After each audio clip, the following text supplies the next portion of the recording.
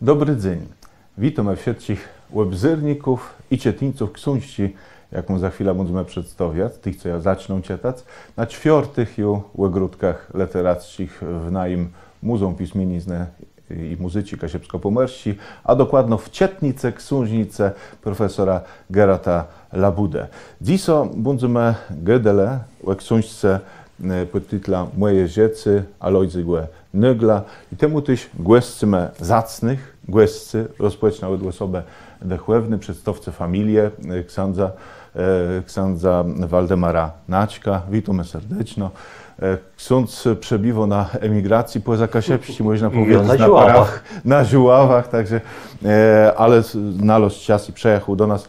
Dziękujemy serdecznie. Jest z nami redaktor książki, człowiek, który wydobył, ja można powiedzieć, z archiwów, bo ona była przez lata w rękopisu naszego muzeum, profesor Kalinowski, profesor Daniel Kalinowski. Witamy serdecznie. Witamy.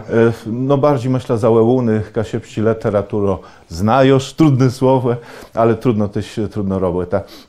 Nasi pracownicy muzealni zaczynają od Białci, pani Iwona Stenka, która przepisała z rękopisów do komputera ten dokaz i Roman Drzezion, stały uczestnik naszych zetkaniów, który znaje się, można powiedzieć, na wszystkim, co jest z Kasiepszczyzną zrzeszony, a tu zgodził się zrobić korekta z opisów.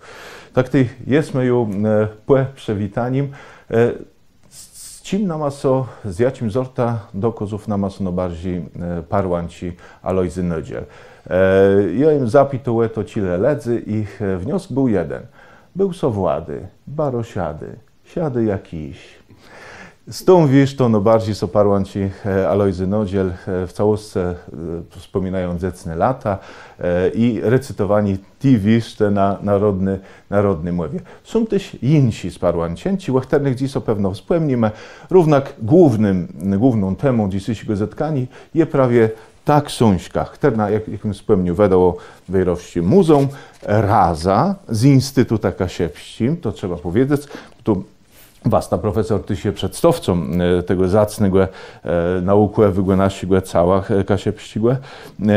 Można powiedzieć, że wasna profesor Danuta Stanulewicz dała tu też recenzja tego dokazu, jak należniczka Instytutu. Tele i co bardzo ważne jeszcze, dzięki temu, że ksiądz Waldemar zgodził się nas wesprzeć, był przede wszystkim zgoda na publikację, co jest bardzo ważne w dzisiejszych w całości czasach, kiedy Unia Europejska nakazywa wszystkich autorści sprawę pilować, za co można gardło zapłacić, ale też wzbłegaczył ta książka łecile bardzo ciekawych łodimków, bardzo ciekawych, z których sobie wiele możemy dowiedzieć. Krótko jesteśmy przedstawili i głoscy, i tych, które robili przed tej książce. Pozwól się pierwsze pytanie ścieraja do profesora Daniela Kalinowskiego, który przerównał w dość zachtnym, wielkim wstępie i takim bardzo bogatym wstępie, przerównał Alojzego Nygla do Juliana Przybosia. Czemu prawie tak? Głównie dlatego, że prostota, piękno prostoty, zwartość tej poezji jest najczęściej przyrównywana do literatury ludowej, do tradycji, która się wywodzi z kręgów wiejskich. Natomiast dla literatury kaszubskiej wydaje mi się, że bardzo istotne jest, aby zobaczyć szerzej, aby ujrzeć pisarstwo, poezję Nagla także w kontekście jego wyborów.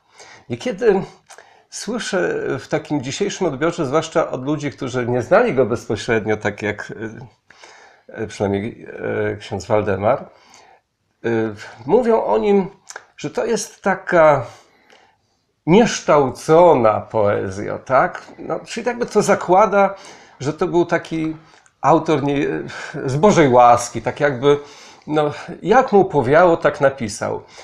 Dlatego jest tutaj Przyboś, żeby jakby sobie uświadomić, że Alojzy Nagel to był człowiek jednak wykształcony. nie każdy potrafił wówczas zrobić maturę. I to w Warszawie. I to w Warszawie, więc on tą maturę zrobił. Nie każdy mógł dostać intelektualnie się do tego, co proponowali księża werbiści, bo chciał zostać księdzem. Oczywiście czynniki zdrowotne spowodowały, że tym księdzem nie został, ale te kształcenie, które mu zaproponowano i właśnie ta matura i dalsze jego losy, to pokazują, że to był człowiek, który ważył się na to, aby czytać różne kwestie. Nie tylko był osadzony w tym, co ludowe, w tym, co takie, nie wiem, rdzenne, wynikające z Kielna, z jego rodzinnego Kielna, ale ten wybór przybosiowy, bo pamiętajmy, Przyboś dzisiaj uchodzi za przedstawiciela awangardy krakowskiej, tak? I intelektualistę, który w pewnym momencie zafrapował się kulturą ludową. No to nasz Alojzy Nagel nie musiał się frapować kulturą ludową, nie musiał jej traktować jako czegoś obcego, tylko on to już miał. Więc wydaje mi się, że ta jego dyspozycja domowa i właśnie jego wybory estetyczne powinny nam dzisiaj jakby tkwić w pamięci. Nie traktować Nagla tak jakoś troszeczkę z góry, iż jest to taka prostota wyłącznie wynikająca tak jakby z braku wykształcenia. Bo to właśnie był bardzo wykształcony człowiek. Tak jak jest wspomniał, na pewno na jego utwórstwo miały wielki cesk jego doświadczenia ziecowe. Szumno dzielpi się tak. Na początku książki. Josa urodził 26 maja 1930 płepełni. W Brantuzu na pierwszym piętrze po lewej starnie. Jak mnie wiele razy moja mema powioda, to miało bec podczas baro wielkiego grzmietu, a wiera temu w moim dziecym było tak wiele grzmietów, chai, a tak mało słońca. I ja chcę zapytać sprawie teraz księdza Waldka, jak to było z dziecem Alojzego Nagla? On tu pisze, że było wiele chai, grzmietów, mało słońca. Ja szukał za księdza Waldka w tej książce na los 2 razy. Księdza Waldka wymieniło swojego siostrzeńca. I w jednym sztuce na stronie 116 Naćk tak przełowiło. Cie przejechał do roboty, białcich tam ze mną robiłe, rzekłe, po co pan przyjechał, niech pan jak najszybciej jedzie do domu, my też tam zaraz pojedziemy. Cie joźdył w Łelewie na autobus PKS-u razem ze swoim siostrzyńca Waldemara Naćka, tej podeszła do nas Dąbcowo Grażyna z Karczemków, a rzekła nama, że dziś do wieczora autobusy PKS będą jeździć normalnie, a jutro od porynku będą strajkować. To było strajci 1980 roku. Czy ksiądz pamięta? Pamiętam. Ten czas. A czemu nie mam pamiętać? Nie, to jedno, tak to pamiętam, a dlaczego tak prosty rzeczy. Naprawdę to, ja to jedno patrzył na to rzeczy, tak jak ten wirus. On był wirus. Dlatego w tym swoim środowisku jedno on był taki przedstawiony i dlatego te haje, te wszelkie gromy, jakie tam były, to jedno związane z tym, że on był wirus. On tak wiedno z tym, co tak należy i tak musi być. Dlatego on wiedno pilowy wszystkiego, co było związane z tym dzieckiem, tych lat tam pisy do dziennika bałtyckiego. Debiut w rejsach. Ale mówię teraz o tych tak listach, nie? Informacjach. Czegoś tam tym ludziom braknie. Nie? To od razu pisał, że ten autobus bez obszedł, tam jeszcze co innego. Interwencje takie społeczne. Interwencje, ale ci on robił na gromadze, jeśli to w tych latach to była gromada, tyś on by taki wirus. Te przepisy muszą być zachowane, bo tak to należy. I dlatego na niego inaczej patrzę, nie? Ale tyś otrzymał tej zasady właśnie jak to profesor Gody, to było dla niego ważne. To jest taka zasada i tak musi to wszystko być zrobione. I dlatego tyś on w tych swoich powieściach bojkach, a tych wieszczach to 1000 pisał o tym. I tak prosto, bo to jest jego rzecz, taki prosty, nie jest skomplikowany i on jedno so stary, tak, żeby to taki prosty sprawę były, do tego doprowadzać. I to było ważne dla niego. A w dziecku nie miał letkłe, bo chcemy przebyć, gdzie tata był inwalidą. Jego miał prawo ranka ujanty. Mama łebcia słojne też umarła. Miał starszą, młodszą siostrę. Jedna z siostrów zginęła łebcia z przytrowku wypadku autowego w Chwaśnie, prawie w moim Chwaście. Ja. Ale tyś pod jednym wedimków je nalos, że chyba miał brata, bo ale tam pod wedimka jest bratanek. Bratanek, ja. Ale to znaczy syn brata. No brata nie miał.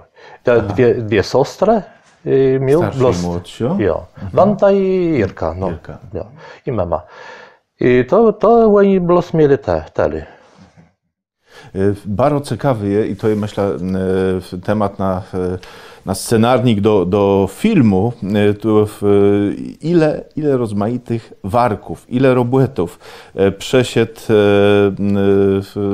Nödziel swoim dzieckiem. O tym pisze profesor tu na początku często, jak wspomina. Wort myślę o tym wspomnąc, bo w dzisiejszych czasach cele małe soczyło ma jedne roboty i to jest jakby normalne, a w tamtych czasach, już tak krótko, studiował nowicjat, postanowił zostać urzędnikiem państwowym w Urzędzie Stanu Cywilnego w Chwaszczynie, a w 1953 roku pracownik biurowy w PGR Prusewo, następnie w Szemuckim GS-ie, potem w Urzędzie Gminy w Kielnie.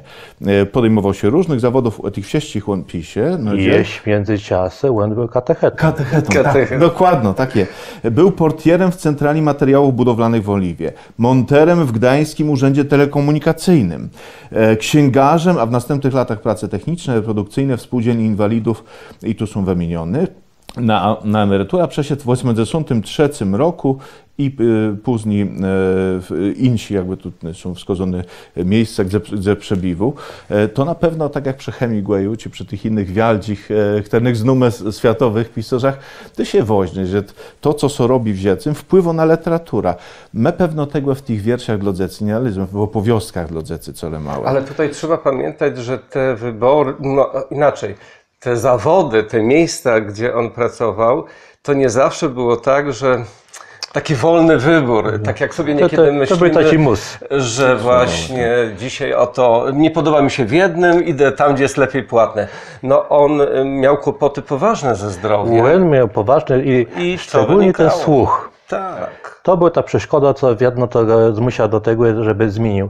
Bo jak on nie cił, a przódy to nie było tak wiele tych aparatów.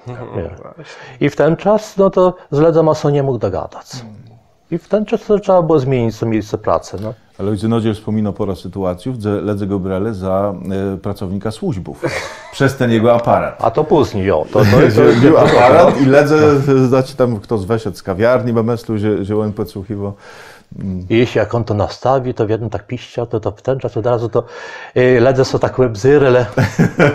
Ale znam taką anegdotę od Edmunda Kamińskiego, że właśnie w czasach już dawnych, ale bardzo silnej działalności służb bezpieczeństwa, to Edmund Kamiński rozpoznawał, czy są nasłuchiwani, czy nie. Więc jeżeli sprzęgało u Alojzego nagle, to znaczyło, że gdzieś w okolicy jest służba bezpieczeństwa. To jest anegdota. A moje dzieci może z tego śmiać. No, sprzęty są lepsze, dzieci już w ten sposób, co służbów nie namierzy. Myślę, że ciężko je namierzy, co oni bardziej nas namierzywają. Tak. Na pewno Alojzemu na głowie nie było letko w tamtych czasach i z tym aparatem słuchowym, przy tych rozmaitych, jak my tu godele, zmianach, ale to mu nie przeszkadzało tworzyć. I wspomnimy te nowoźniejsze jego dokozach, ten on stworzył. Debiut w 1953 roku, ksiądz był łaskaw powiedzieć, że to był dziennik bałtycki, dokładnie Rejse. To była taką opowiastka po polsku o dziedzicu z Dąbrzewina, z tego co pamiętam. Z Dąbrzewina. Później na kozele prawie, że pisać po kasiepsku, z dobrym skutkiem. tych terny tam miele na to wpływ. Było to Franciszek Fenikłewści w ten sposób wpłynął. W 1953 mamy debiut. Alojzy Nodziel ma 23 lata. Kiedy zadebiutował. W 30 się urodził. W 70 mamy zbirk Procem Noce. Później 71 rok później Kasubia Fidelis. 75 Astre. Tyle jest zbirk Dlodzecy Nenka Roda i Dzotci. 2 lata później Cedowny Wzyrnik. Później 80 Siady Włady po drodze. 83 Wiszte. Dzywcia i Kresnianta 88 i Łetemkni Dwyże, 90 dredzi, później one stałe zebrane jeszcze przez Jarka Elwarta, wedone przez region. Łekrum tegłe, cudowny wzyrnik, ten wspominał, zostało wyduno też taką publikację na temat historii cielna i jego dobrodziejce, cotce, też taką publikację. Apostołka, świecka apostołka. Także jeden człowiek, tyle rozmaitych rzeczy wydunych w tamtych czasach to szło w większej liczbie egzemplarów jak dziś i z tego, co pisze Alojzy Nodziel, to co chutko rozchłedzały. On płydował się w jednym sztuce, w jednym roku, wedle jego zbirk i zbirk Trepcika i to są od razu rozeszły, mamy rzekle na pniu, to są rozeszłe. Ja jeszcze na chwilkę do was, profesora, wrócę, jak nagla ustawić w Rydze kasiepścich literatów. By to o tym pisać tam później, łan kłemuś przedeptu stegna literacką. Ach, to jest tak, że on osobny w przekonaniu pisał, że ma swój styl i pewną prawdę chce właśnie odkryć. I to było tak, że początkowo chyba chciał może iść podobnie jak Jan Piepka, który przy całej świadomości, że jest Kaszubą, on chciał być bardzo mocno też pisarzem czy poetą polskim. Może to tak było na samym początku, natomiast... Nodziel mu to wytikał. Tak. Natomiast Nagel jednak nie. Stwierdził po takim właśnie tym polskim debiucie i potem po rozmowach z kręgiem wokół Fenikowskiego, że jednak on woli właśnie kaszepską stegnę i w takim układzie, w tej sferze najpełniej się przejawi i będzie pisał. I bardzo pozytywnie zareagował na też i styl bycia, na styl myślenia o Kaszubszczyźnie Jana Trepczyka. I tak się chyba, wydaje mi się, nawet poczuwał, że choć nie zakładam z Rzeszy Kaszewsko i nie był jakby przecież w tych latach 30., no bo przecież był zupełnie młodziutkim dzieckiem, to jednak on wybierał ten styl myślenia o sprawach kaszubskich, które reprezentowała Rzesz Kaszewsko i nawet te osoby, przecież nie wszystkie zupełnie zniknęły. Jeszcze w latach 50. jeszcze był wśród żywych Bieszk. Jak najbardziej właśnie działał i Rąbski, i Trepczyk, więc tę stronę spraw kaszubskich wybrał, a nie do końca był przekonany do drogi, którą podążał Lech Bątkowski, czy Leon Roper, a już w ogóle właśnie Andrzej Bukowski. Tu się bardzo tak jakby zrzymał na taką usilną chęć wprowadzenia spraw kaszubskich w nurt postępowej polskiej Rzeczpospolitej Ludowej. On tego nie ja myślę, że on był oczarzony tym, co Gödel Karol Kreft. O właśnie. To też prawda. I jak jego odwiedził w tej pustelnie, to myślę, że to nie przetrywk, bo on mógł jego tam ciec, tam oni mogli sobie pogadać, ale teraz jechać do Karola Kreftę, co dostać do niego, co nie było, to taki prosty. Tak. No to on musiał po prezie na tym długo rozmyśliwać. Tak mi się wydaje z tego, co je tu opisane, też ta wizyta, nie? Tak. W książce. Nodziel pisze, że Karol Kreft go zapitucił nie Kasiebą, bo jakby nie był Kasiebą, to on by go tam nie wpuścił. Zresztą to Karol Kreft to jest temat sieroci, nawet myślał osobne spotkanie, nawet nie jedno. Jest wspomniał o tym, że na swojej drodze poetku Bieśka, tak po prostu Bieśków dwóch. Byłem i Ksandza Bieśka. Bieśka, Kazmierza Bieśka, teren go myślę zarazył, bo takie tu napisane, zarazył kasiebizną, bo to łen cietu jegłe ojcowi, teren leził w łóżku chwery, cietu wyimci z dziecu przygładów Remusa i to było jedno z pierwszych zetkaniów Nogla z kasiebską literaturą. Taci słowa tu nalozią, a później niedzieliłe to z tego dają pitu, przedep tu swojej ma dokozo ma dlodzecy, bo mosa rozmiot strepcik, jego układ glodzotk, ale to dzanka Noglowi później, taci młody, jak młody Jerzy Stachurści na przykład, insi, które pisali w dzisiejszych czasach, na przykład Janusz Mamelści, Roman Drzeździon, które piszą do dzecy, mieleju ta stegna kunskwe deptuny. No i ja jem oczerzony cały czas z tym prawie utworstwa Nygla, bo je lubię taci prosty, wedle mnie to są barok, szepści tak jak do do pyzy. dają. Ja. I dla mnie to je modło, nie? Do pisania. Te mówisz proste, one są proste, ale co zauważyłem... Ale nie prostaczci. Nie, ale co zauważyłem, Jan Zuko znają, że nodziel, choć jego teksty są proste, on buduje proste zdania, niezłożone. W całości w tych poezkach glodzecy, ale on archaizeje. On archaizeje i on używa jednego sortu języka dokładno z dialektu lesockiego gwarę cielnieńści. Jeśli rumka zapitał, bo rumk robił korekta. I powiedz, czym są inaci, czym są różni. Gwara cielnieńsko, łet literackiego języka kasiepścigłe.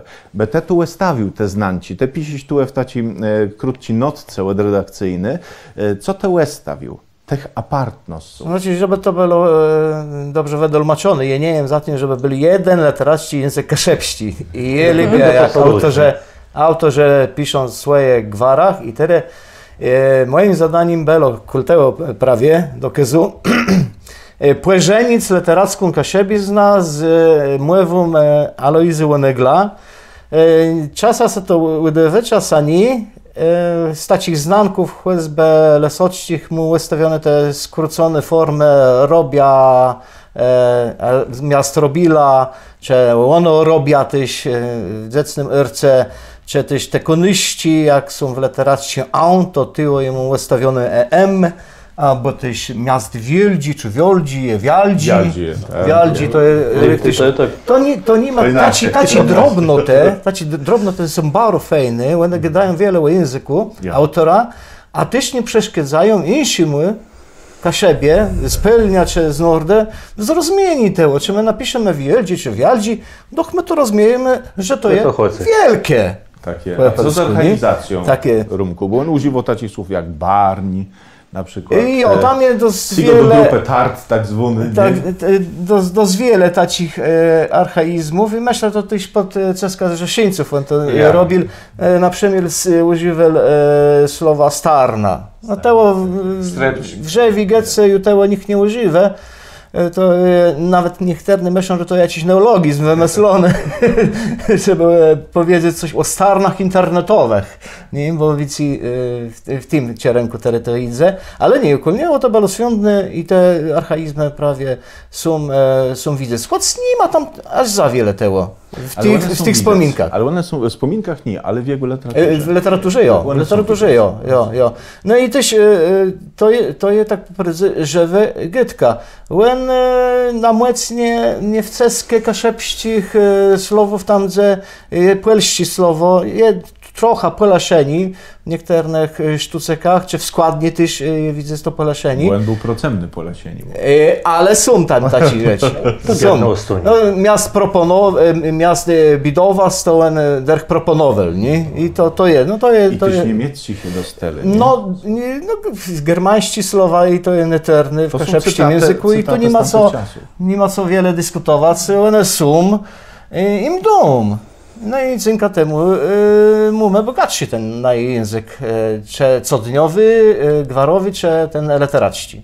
Mamy w muzeum też jest, że pracują koło nas kasiebi z całych kasieb i temu, jak profesor Daniel Kalinowski zabydował, żeby te siwci, co tam leżą, już od lat medzesuntych, żeby młezie je wydać, to jest myślę na myśle, kogo prosiecłe przepisani. to by musiał być ktoś, kto zna ten język na co dzień go używa. I temu jem zabydował własnej Iwonie Stence, która ty się lesoczką, ty z gminę siemut, która tego języka używa, tego języka, którego niedziel używa na co dzień, żeby to przepisa. Pani Iwonka z redotą przystąpia do roboty. Tak, chociaż powiem tak, to co przed chwilą kolega Roman powiedział, to jest ten język, który ja rzeczywiście znam z domu. To pokolenie chyba miało coś w sobie. Moi dziadkowie to jest ten sam okres, mniej więcej te same daty urodzenia. I ja też słyszałam u moich dziadków te pewne polaszenia, te pewne słowa, które spotkałam tutaj właśnie w tych tekstach. Jeżeli chodzi o Nagla, do tej pory, powiem szczerze, znałam go tylko właśnie z utworów dla dzieci. W szkole bardzo często spotykałam się chociażby przy okazji udziału w konkursach recytatorskich Rodna Mowa. Bardzo często były wykorzystywane te teksty właśnie ze względu na swoją taką prostotę, nieskomplikowaność.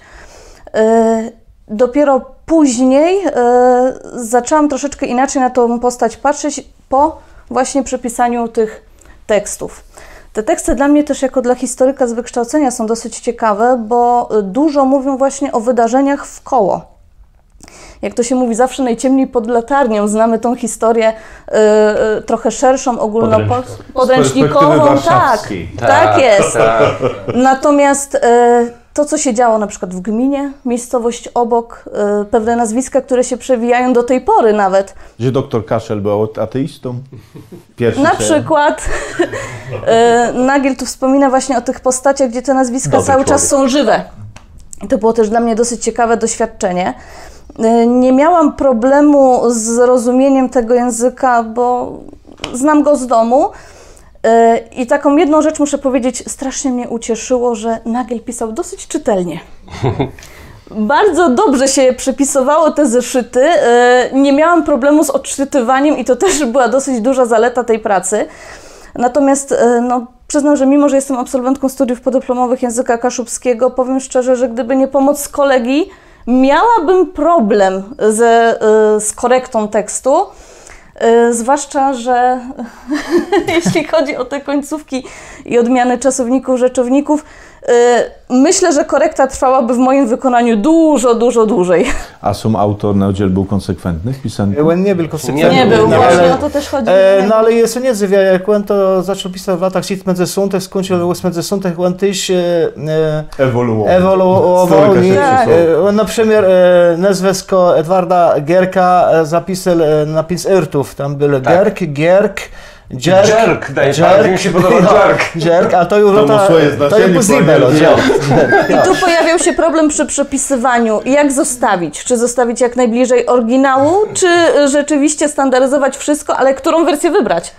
Nie, no to jest zestandaryzowane, także żeby nie było zamieszani z tym pierwszym sekretarą, no to musieli wybrać jeden zapis tego nazwiska. A w większych przetrywkach tam też widać, że jedno słowo jest zapisane na 3 irty albo 4 nawet kani. Także coś my musieli wybrać, na przykład ta taka forma było zrobiony, a nie było zrobiony, to też było bardzo niekonsekwentne, temu je to wyrówna wszystko do literacji formy, bo prawie kolteło, czy ty by mógł zglepiec. To jest. I ja miałam takie wrażenie. Było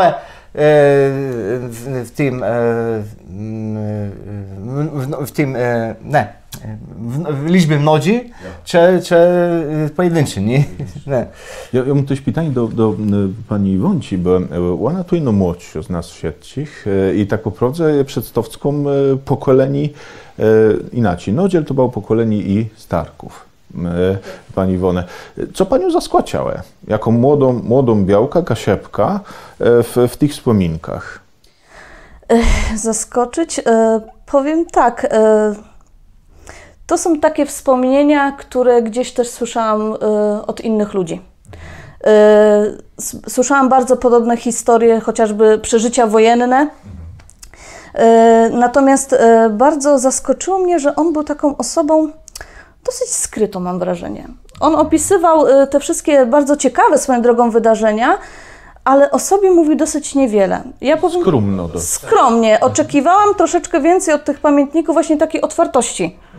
Że zacznie siebie uzewnętrzniać, że zacznie podawać swoje motywy, dlaczego pisał, po co to powstało, jaka była jego rola. On pokazuje nam ten świat tak jakby zza kurtyny. Tak. To jest właśnie tak samo, dokładnie miałem takie wrażenie, jak czytałem, bo autobiografie są najczęściej po to, żeby pokazać, jakim się jest niezwykłym człowiekiem. Tak, dlaczego to napisałem, kto mnie zainspirował, w czym jestem oryginalny.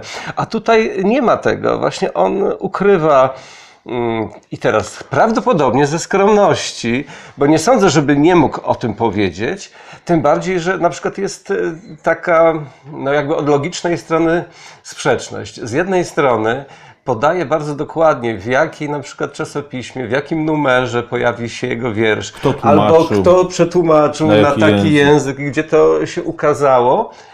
No więc to znaczy, że bardzo przecież to przeżywał, skoro to odnotowuje, a z drugiej strony nie podaje, nie tłumaczy się, kogo czytał, kogo lubił jako autora czy autorkę. Kim się inspirował. Kim się właśnie inspirował, jakie jest jego nastawienie, jakie ma na przykład myślenie o etosie pisarskim czy tam literackim. Tego nie ma. Ale lubił komentować. Lubił komentować. To wiadomo. Ale to jego wyrus. On wiedno chce, żeby w tych ledzach, co ja w jakim otoczeniu on żył. To jest najważniejsze dla niego. On robił taki wedding. Tak. Wedding słowa. On co mały pisał jednym zdaniem. W tym roku wyszedł mój zbiór Taci i Taci. I Queens. W jednym sztuce on Sokunsk rozwinął. Zacytaja. W roku 1979 ukazał sa mój dredzi tomiczk Płewiostków cedowny wzyrnik. Pierwszy ukazał so 2 lata rechly. Nie pisze jaci tytuł. A tu chłodzy mosa rozmiot ue.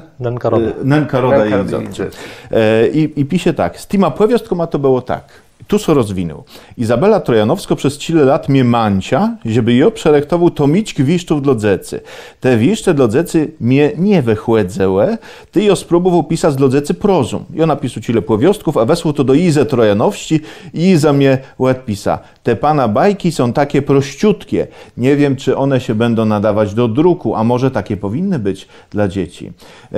Kuryśce, one są zakwalifikowane do druku, ale tu jakby Peżynka bardziej się rozwinął na temat tego, co miał autor jako na myśli.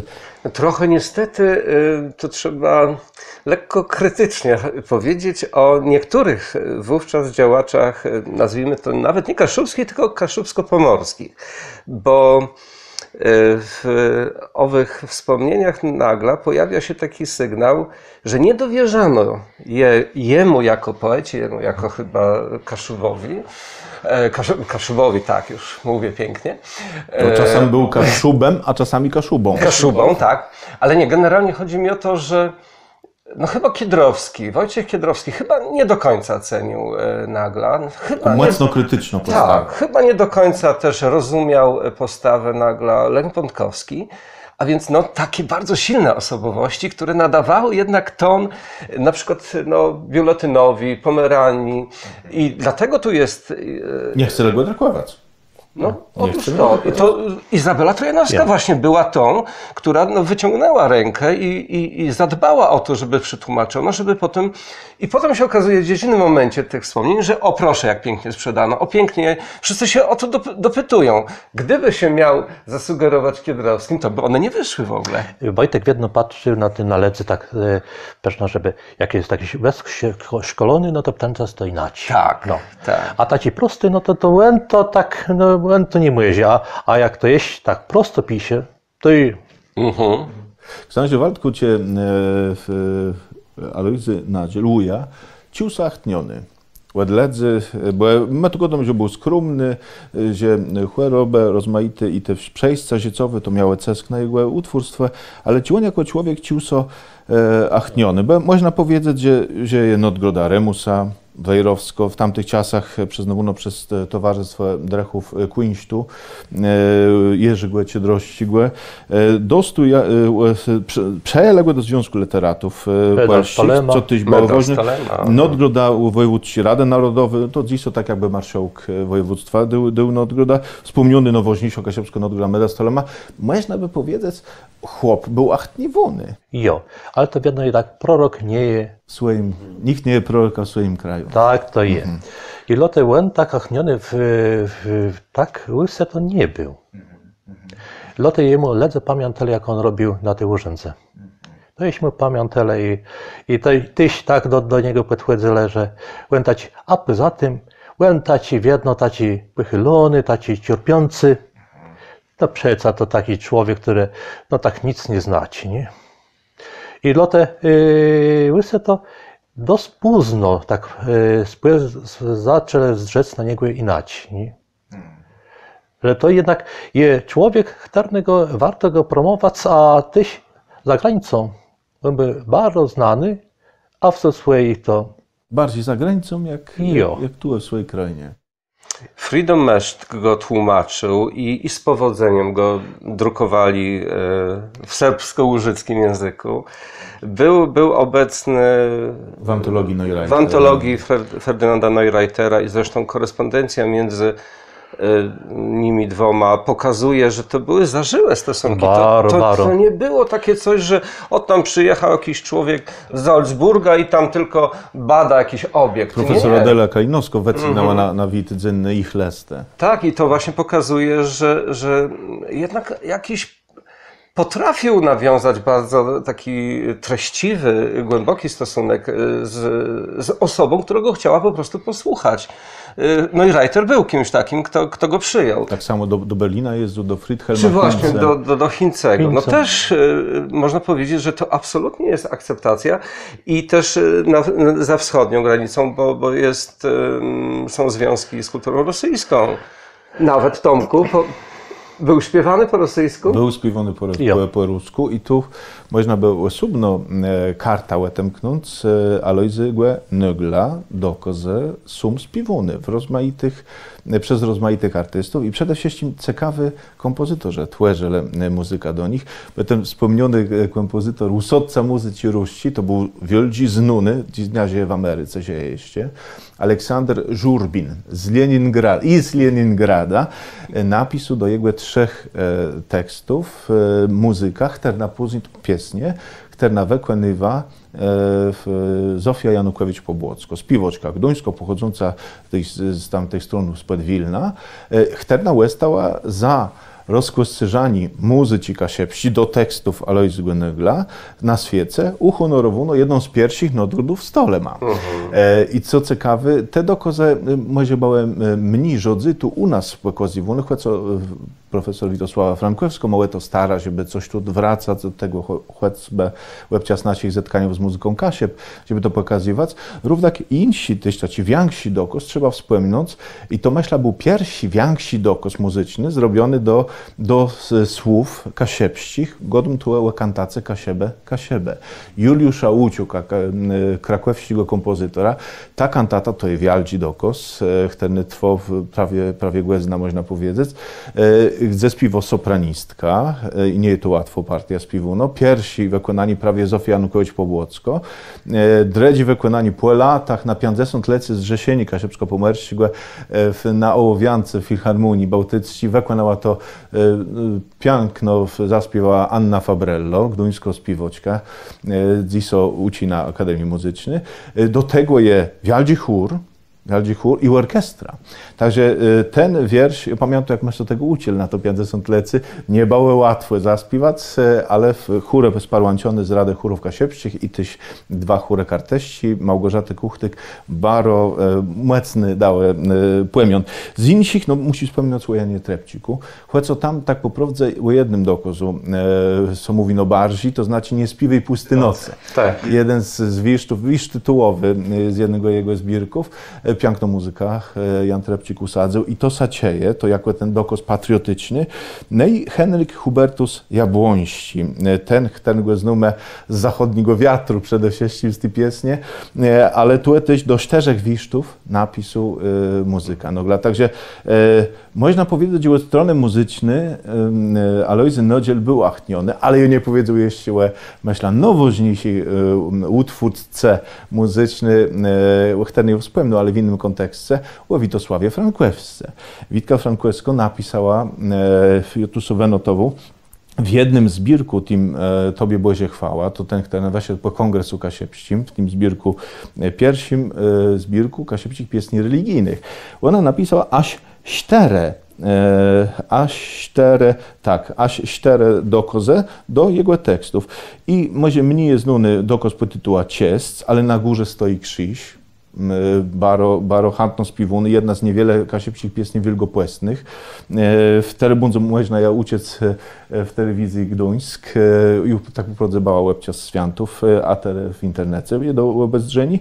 Tatku naj, chyba no bardziej znano piesnia tego duetu. No i Matinku Błezio. Matinku Błezio to jest ta piesnia, która nabała wykonywana chłecle łebcia z wizyty Jana Pawła Dredzigłe. Tu na Webrzezim i wtedy później weszła na kasyce Zornosłowa. Także ten płemion muzyczny dokazów Alojzego Nogla je wielgi, czy jak my by rzekli wialdzi. I tu jest nie ma co sromać. Ale czemu kompozytorzy pisali? Bo to są teksty proste. One nie są skomplikowane. Melodyczne. One pasują, one mają swój rytm. A to kompozytorzy bardzo lubią. Jak on przeciata i od razu mu wskakiwał rytm i melodia się stworzy. Także, no ale trzeba powiedzieć, że familia Kamiścich, bo Witosław Frankwewsko jest z tej familii, belną przedstowską, też miała swój wielki wpływ na rzeczy Łuje, prawda? Miała. Edmund Kamiści to jest chyba no bardziej wspominano osoba z Zajeżów Kasiepskich, którą tych wtedy, ale nie lubił, to prawie Edmund Kamiści to jest bardzo pozytywnym widzę pokazywany. Także to mu swój wymiar szerszy też historyczny, bo pokazywał dzieje w naszym środowisku, ale też to pozytywne i te negatywne. I co ciekawe, nie wiem, czy się ze mną zgodzę, te iwre, to spiraniso, te spirci, które w tamtych czasach były. Rąk spełniły Karolu Krewce i jego łudbie na to, żeby my mieli jedno województwo Kasiepści ze stolicą we Wejrowie, a chudci było, że w Gdańsku i w Gdyni też nie, że księża mają być Kasiebi, że szkolne urzędnicy mają być Kasiebi, że mamy mieć stacja radiowo-kasiepsko, gazeta kasiepsko, dzieci mają się uczyć w szkołach kasiepścigłe. On w tamtych czasach, w tym godu, dzyl z tego mamumę, że tak powiem, do bety i cały czas są i nodziel opisywał, jak ty w tamtych czasach, jak oni go aj tak wewele, jak to nie pasowało, rozmaityma partyjnyma, mniej partyjnyma, dzieje, ma kulturę, wtedy tam pilnowały, żeby nie było grzeczno, tak jak dzisiaj poprawność polityczna, tak w tamtych czasach też było. To so wiele nie zmieniło, prawda? Bo Kasiepści to wiedzą taki prosty, nie? Ale to nie mogło być tak, żeby ktoś Kasieba, żeby był kimś. Żeby to jedno, nie, bo to jest ten głębszy sort. Głębszy sort. Te kompleksy, najlepszy zilek z tych wspominków to jest taci, może przecież tu. On gadał o tych kompleksach i o tym, jak sobie myśleli o świecie. Czyli jachel nazad, to są wysmiał z 24 ledzych, ternie ze mną jachele. Do Szczecina, oni gadali ze sobą po niemiecku, od Szczecina do Lamborga po polsku, a od Lamborga do Rede po kasiepsku. Mnie to wcale nie dziwi, bo to jest zjawisko znane po dzień dzisiejszy. To nie było tak dawno, kiedy właśnie z podobną sytuacją się spotkałam na poczcie. Dwie starsze panie do siebie rzeczywiście po kaszubsku, a za chwilę, dzień dobry, czy ja mogę wysłać?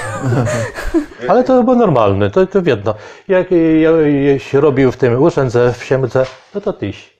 No, starsi ludzie to wiedzą, jak przychodzę, to po kasiepsku.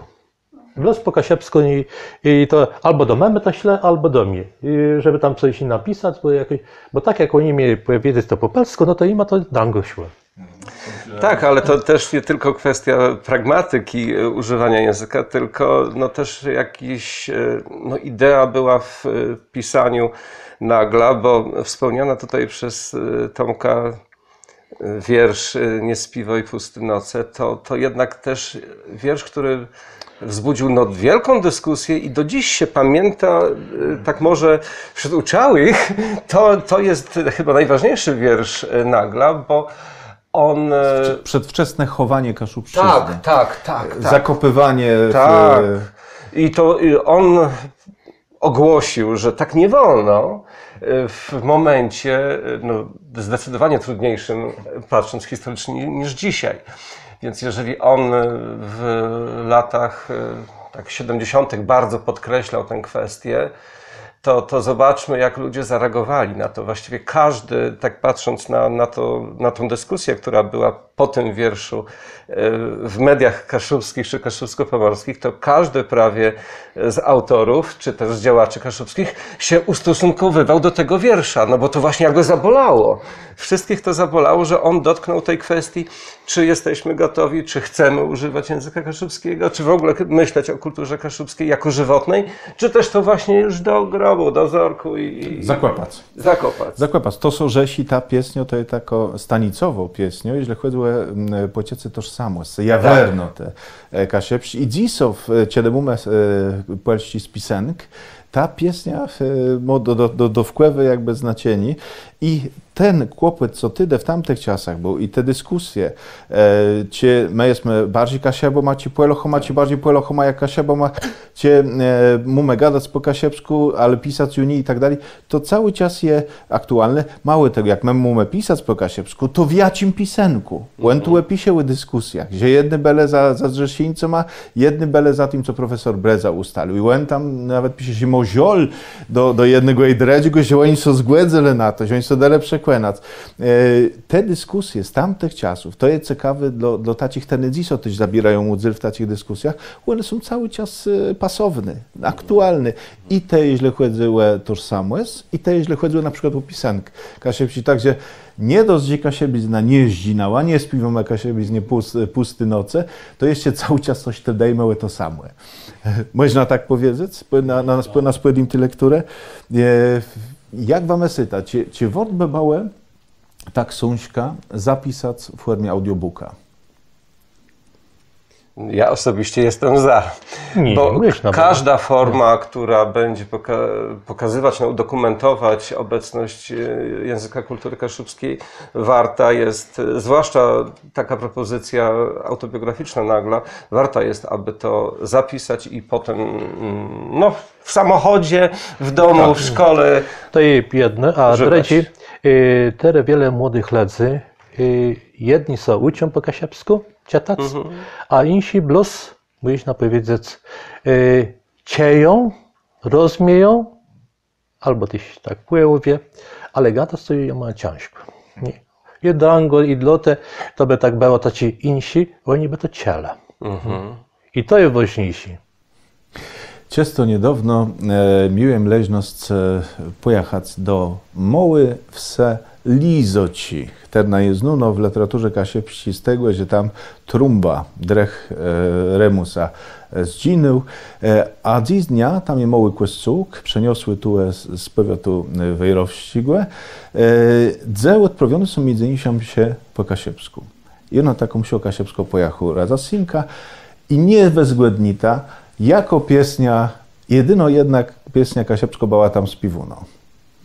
Tatku naj. I myślę, że tym akcentem muzycznym so pożegnamy dziś i zachęcimy do tego, żeby ta książka mieć i żeby ją przeczytać. A jak Bóg a finanse pozwolą, ty będzie jeść audiobook. Ja już dodam, że to jest bardzo dobra książka dla tych młodych ludzi, co byli rodzeni w latach 90. Na początku XXI, 100 lata, ja ci nie znają komunę. No. I ja ci problemy te deleze miele. To jest prawda. Ja myślę, że wiele ledzy problemu oni dziś też należą. Wiele ledzy młodych są pite, no. Jak to jest możliwe? Co, kolejki, problemy w aptece, telefon, usołtysa. Oni nie mogą to powiedzieć z tego. Trzeba mieć a to jest dobre świadectwo, jak to wezrza. I że tak wiele się nie zmienia. Dziękujemy bardzo. Do widzenia.